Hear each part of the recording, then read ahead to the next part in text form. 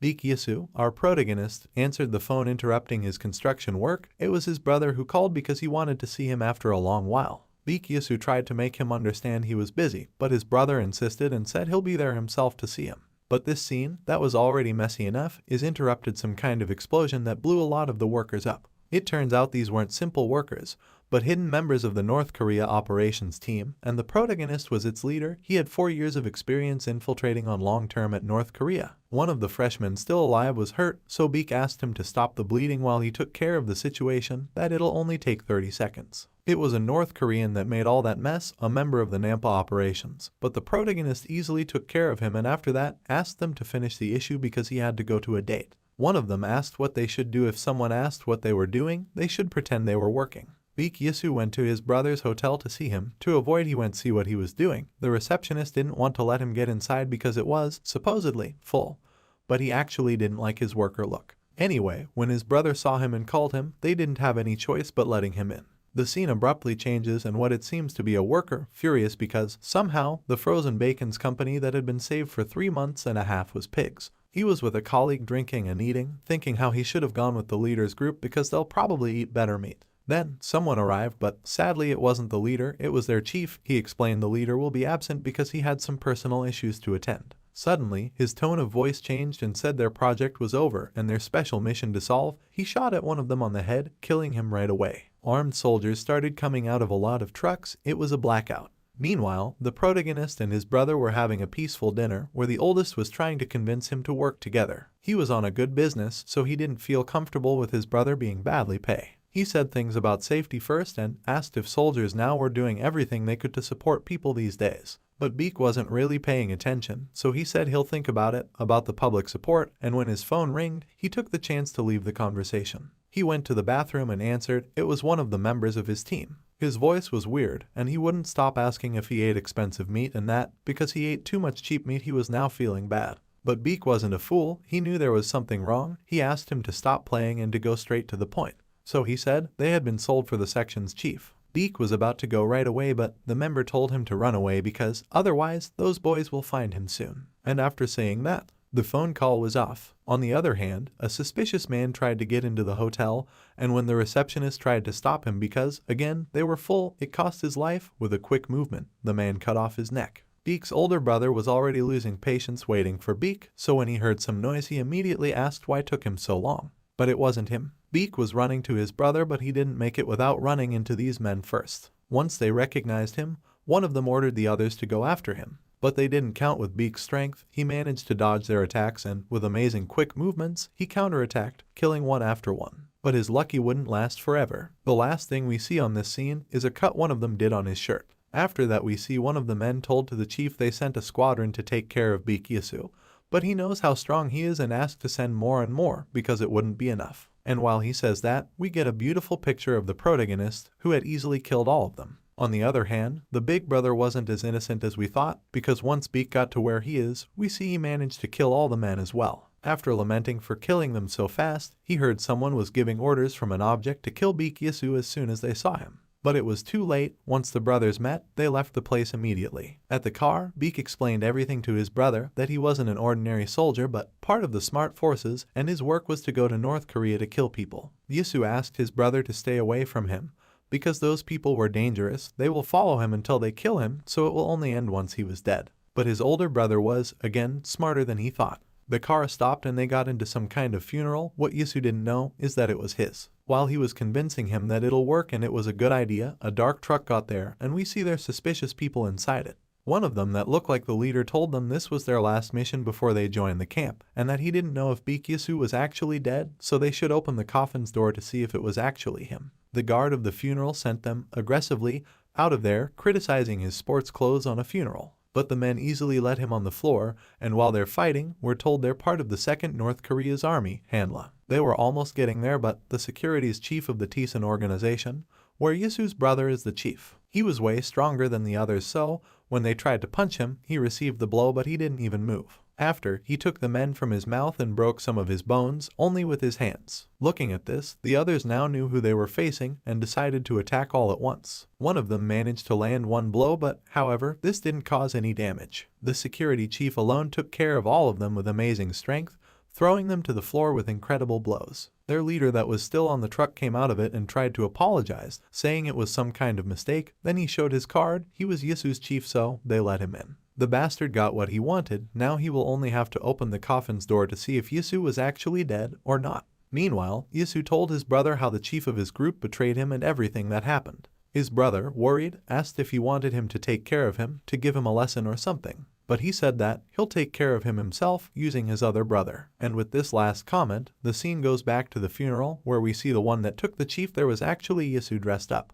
He suddenly took a knife and asked the chief if he knew what that was, since he took it from Yasu's body. He asked for an explanation of who killed him, so the chief started thinking he was truly dead. He said he'd been dead on an accident while he was on a national mission, but he couldn't give any details because it was an extremely secret mission and blah blah blah. His lies were interrupted by a punch on his face. Yasu started screaming who killed his brother. On a very good act, the securities chief said to him it was better for him to leave, and the chief didn't doubt it for a second.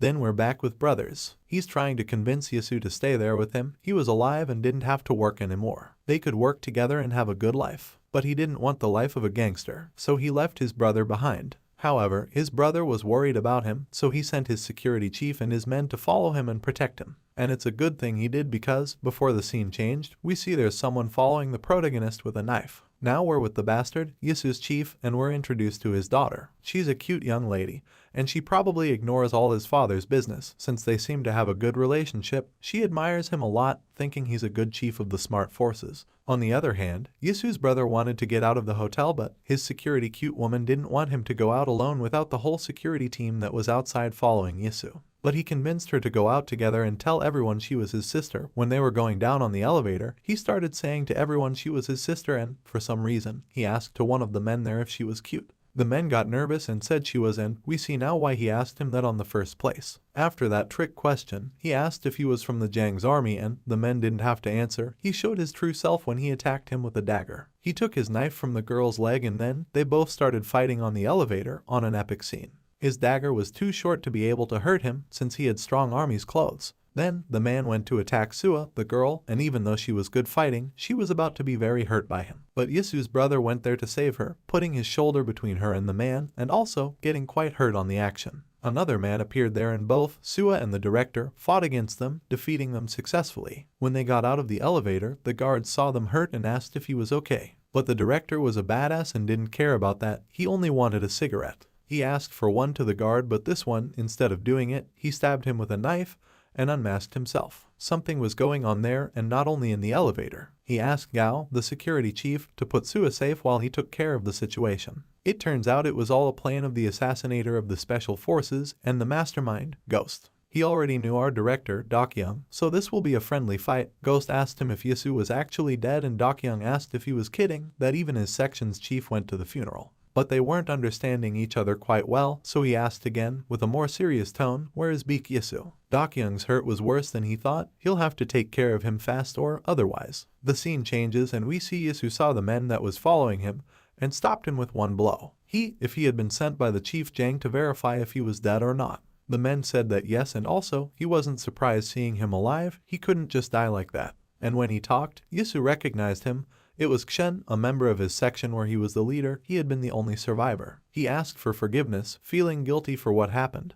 But Kshen told him that they were both alive, and that next time he went eat something delicious, he should take him with him. But while they were having a cute reunion, Dokyung was barely alive. His vision was cloudy and he was getting weaker with time. He couldn't resist the fight any longer. Ghost saw this and told him that, after all, he was Beak Yasu's brother, so of course, he was pretty good fighting. But it wasn't enough. He pulled up his dagger and cut all his stomach and asked again where Yasu was. If he was going to die, at least he'll protect his brother. He cut his hair off and said he was Beak Yasu. At first, Ghost didn't believe him, saying he was too weak to be him, but when he cut his face on a quick and amazing move, he didn't have any other choice but to believe. Now even more furious than before, Ghost attacked with everything he had, and seeing Dokyung's abilities with others' eyes, he now believed he was Beak Yasu. They kept fighting, roughly, and when Ghost made an attempt to land the knife on his chest, Dokyung took his hand and put the knife on his arm instead, telling him he failed. There was blood everywhere, and stabbed after stabbed, almost 100. But when he was about to give the last one, he passed out and fell above him. We're not sure what happened then, but the last scene we see here is Beak Yasu coming to his brother,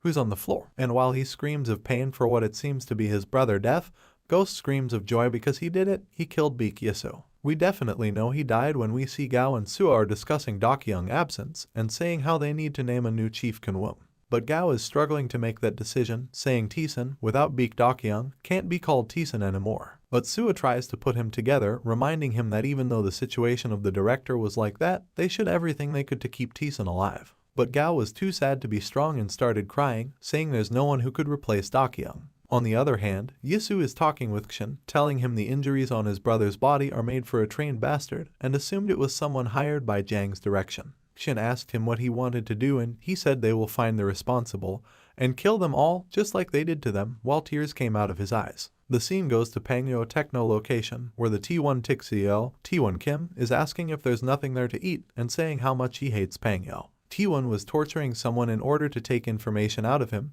he had tied him up with on the building. The man, scared to death, said Tisun had been attacked and that his friend from Seoul that both Tisun and unknown forces weren't moving anymore. Also, Beak Du Kyung was gone and he won't even go to the General Assembly. T1 asked if he had any other story to tell and when he said that was all, he let him go. Then he asked his subordinate to convoke everyone because they will eat them all, whatever that meant. Meanwhile, at the meats market, Majing Dong, Yisu is looking for the Chief Jang. When he got to the room he was looking for, there was a bald man and a lot of people on the floor, killed, and as usual here, blood anywhere. The bald man asked if he was Beak Yisu, and this one ignored the question and asked what happened. The bald man explained they'd been convoked, but once they gathered, they'd been killed like they were on a slaughterhouse, and that other sections were probably like that as well. The men told him the field was now too big to be controlled only for him, and that he won't be able to take care of it alone. And with his last breath, he advised him to run away. We see that T1 was responsible for this, he sent to kill then 4 sections. So this is what he meant when he said eat them all. He was now attacking the securities chief, the one on Dokyung's command. He wouldn't let it easy. Suddenly, Yisu joined the scene out of nowhere with a crazy request.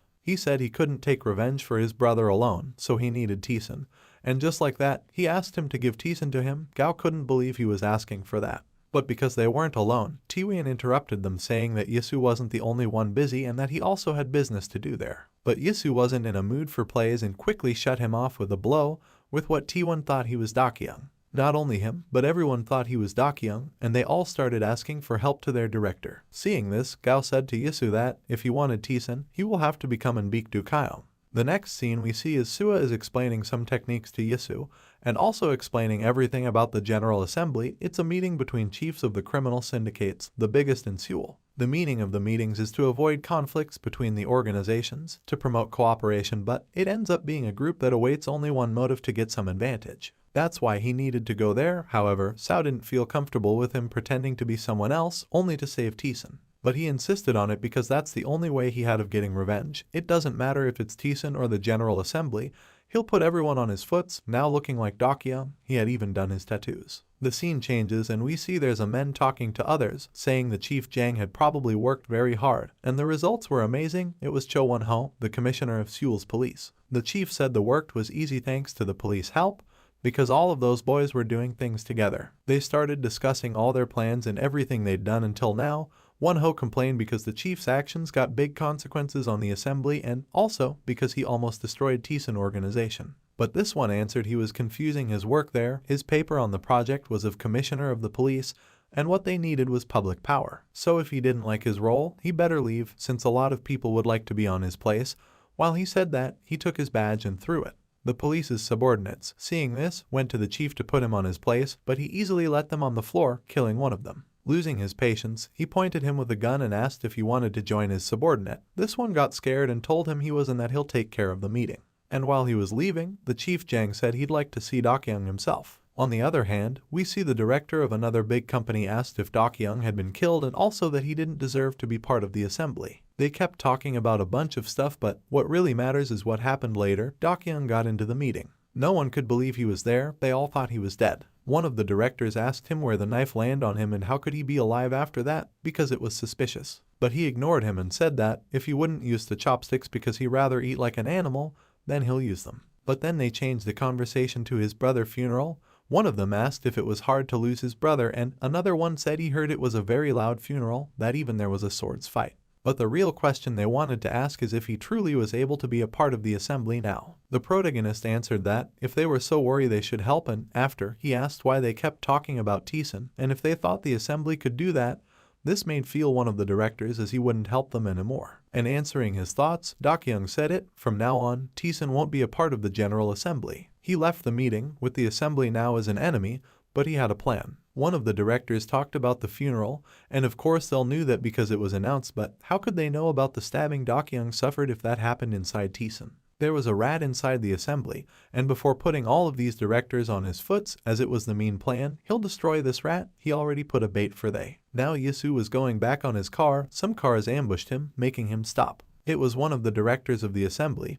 He was furious, saying if thought he was cool on the assembly, and breaking the car window with only one blow, he said he'll take care of Tison. It looks like he found the rat, Ryuti Hayam, who always had problems with Tison and doesn't care about showing his hostility openly. Shin, which was also in the care, came out to scream at Ryu, asking how he broke such an expensive car, that he made it himself earlier and it was a piece of gold. Ryu asked him if he wanted to be a part of his company in seat of Tison, since he had such abilities, but he would never be in a lowest position than this man, so what we've been waiting for came. They started fighting. But Lee Seung-min, another director, interrupted saying to Ryu that it was enough. Another one arrived as well, Choi Chin-ho of the 9 Swords. The three of them started talking and Chin wondered who they were, so the driver explained they were part of composition of the Ilhak Elite, formed by 9 elites, that is, 9 Swords. They were there to invite Tison to their meeting, so Ryu didn't have another choice but to stop his will to fight Dokyung. Seung-min came to Dokyung to take him there on his car, since his was with the window broken. Once in the car, he asked the protagonist if Tison will truly leave the General Assembly and that if he did, there'll be several controls in the other organizations, what neither I nor Dokyung understood.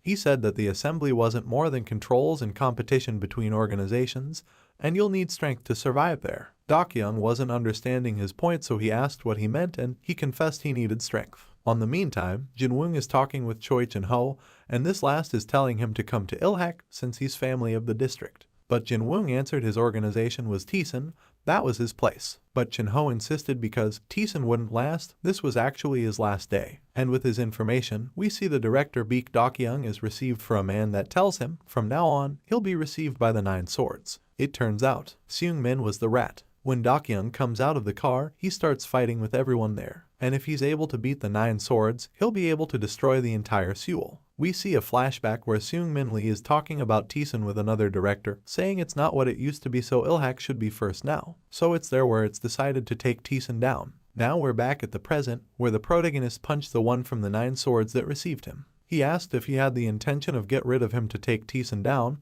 and that if it was the case. It was a mistake. Now, he was there to take Ilhak down. All the members of the composition attacked him, but Yisu managed to dodge the attacks and counterattack as well. They all were very strong and had a lot of special skills, but he'll manage to get rid of them. Shin, that was in the car with Seung-min, went out to help, and when Seung-min tried to stop him, he said if he didn't, all of them will die. Once out, he told them it'll be better for them to attack him rather than Dokyung. We see that the members of the 9 Swords are just getting worse. One of them, with his last forces, attempt to attack him but ended up on the floor. While the protagonist punched him, he had a flashback with his chief, the one that betrayed him. They were practicing and he asked his teacher if he should be bigger or weaker to defeat him. To what the chief answered that he simply didn't have the gift, so he should fight and keep living with that. If he had a strong mind, he'll make out for his weakness, but he also needed to support pain and be smart. And then, he make pressure on his shoulder, almost until breaking it, and the scream he did on his memories mixed with the scream his victim made on the present. The last one standing asked him what kind of monster he was, and when the protagonist was about to end with the last one, Seung-min came out of the car and stopped him. Putting a hand on his shoulder, he asked him to talk calmly, and the interesting thing here is how he called him, Baek Yisu. He said his behavior on the assembly was already weird, but what he was doing now, he definitely wasn't Dokyung. What Seung-min wanted is to negotiate. They all gathered, Yisu, Shen, Jinwoong, and the 9 Swords. Seung-min apologized and said that, indeed, they'd been careless with Tison, and Yisu asked what he wanted, going straight to the point. I have to mention that, while they're talking, all the other members are talking about how strong Yisu is and how destroy he let them. Anyway, Seung-min explained they received orders to clean Tison. Yisu asked who did it and for what purpose. Everything was explained on the archive he had. He'll give it to him, as well as information about the organization that attacked Tison. On exchange, Tison will be at Ilhak's side. Ilhak needs strength and it's a good reward for Tison, so it was a pretty good deal. but Yisu didn't think the same because he rejected the offer. He said if the archives and information were conditions, the negotiation will be dismissed. But Jinwoong interfered and said it was a good opportunity for them to generate work and trust, so he asked to please reconsider it. But he was sick of everything. What was Ilhak after all? Gangsters, and why his partners and brother died. Trust. Jinwoong called him Mr. Baek Yisu on an attempt to try to say something to help him, but when he heard that name, he took him from his neck and said it was Baek Dokyeong. Shin joined the scene and separated them, saying if they'll both keep like that he'll have to get serious and suggest to at least take a look to the archive. Dokyeong asked how he could trust him, Seungmin, only with a piece of paper. Seungmin was about to burn the archive, so he recommended to be careful because there wasn't any copy of it. But Dokyeong pointed them with his knife and said he didn't trust them, he didn't trust anyone, so this wouldn't be a negotiation. He'll give orders and they'll obey. That will be the way from now on. He said he'll receive Ilhak as an organization below Tisan, and with that, he'll take Lee Seungmin, Ilhak's representative, as a hostage. Hearing this, everyone was shocked. Choi Chin-ho asked if he had to be that serious while he held his hand where Dokyeong was holding the knife, and he offered himself as Ilhak's CEO to go instead of the Seungmin. But Dokyeong didn't want him. However, Jinwoong told him that would be enough and that Baek Dokyeong wouldn't do that. This was enough to convince him. Well done, Jinwoong. The protagonist putted him in charge of protecting and have an eye on Choi Chin-ho. The scene goes to the past, 5 years ago, where Baek Yisu is being interviewed. The interviewer asked him if he was a member of Baekdu, the North's patriarch. He was handcuffed on the prison and answered with the truth he was. He was part of the operation team of North Korea from the special tasks of HID. He had just returned after an infiltration long-term in North Korea, and now he was under investigation for spy deals. They asked what his mission was, and he said it was confidential. The police explained he crossed the military demarcation line, even wearing the North Korean military uniform. Also, there wasn't any verification of his antecedents. He excused himself, saying that, because of the nature of the mission, all the identities of the operations team had been deleted. Hearing this, the interviewer asked him to immediately ask to his superior the location of his unity. He said that it was confidential, so he'll only do it if they gave them a secure line. Another policeman there talked to him and said they hated his operation team on North Korea, so he better collaborate with them and find his identity. He was wrong. They didn't have to do what he asked them to. He'll have to do whatever they asked him. Anyway, he had already done a lot of dirt work. He should take this opportunity to relax. But then someone arrived. It was Jang Seong-ho, Yisu's chief. He said he was the chief of special operations from the Smart Command. He said he knew their unity was in doubt with them. The interviewer asked what he meant, since it was his work to caught spies. But the chief Jang said it was a mistake, that he was even like a son for him talking about Yisu. But the man was convinced he was a spy, so when Jang took him with him and they were leaving, he sent his subordinates to stop them. But to when he left the room, they were already gone and all the soldiers were lying on the floor. Yisu went back with his team, a team that now was almost all dead. The protagonist was remembering all this while he looked at a picture from the times where he was the leader of his team, but Jinwoong interrupted his thoughts talking about the present. He said that, like Chin-ho was being cared by Kshin, he thanked him for taking care of everything, and Jinwoong said he did all of that for Tisan, so he also needed to do this. He took him from his neck and said he made a mistake. He couldn't turn into Dokyeong to command Tisan. But now the scene goes to Jang and the fatty one, yes, the two that always talk about business. Jang was at a restaurant eating and talking with his daughter when the fatty one got into the scene. Jang was telling he will now have to meet the General Assembly in person, and hearing this, the other one asked if Seungmin will try it again. They talked about a project called One Sick, but we don't really know anything about this for now. The thing is, the fatty was saying they will first have to administrate the assembly, and with the opportunity they had, the legislators will make the work easy. At the end, Baek Yisu and his team partners must have been accused of being communist in command of the defense security. We go back to Yisu's room and see that their hostage is talking with his master, Seungmin, saying it wasn't bad at all and that he even feels like he's on holidays. Seungmin apologized, taking responsibility for what happened because he had been too careless. But Chin-ho said that it's because the judgment for the organization that all of them move around that will, a judge they believe and follow. So even if the result was a little clumsy, he didn't think it was a mistaken decision from the beginning. On the other hand, Yisu and Jingwoon calmed down and were talking now. Yisu said that Jingwoon was Tisan, while he was only an organization that wanted revenge, and now they'll have Ilhak on their hands, but what now? Our protagonist was quite disparate. Jingwoon insisted that he needed to become on Baek Dokyeong, because Tisan is an organization that trusts Baek Dokyeong. That's why they chose him as their chief, so he had to show to them that he is Dokyeong.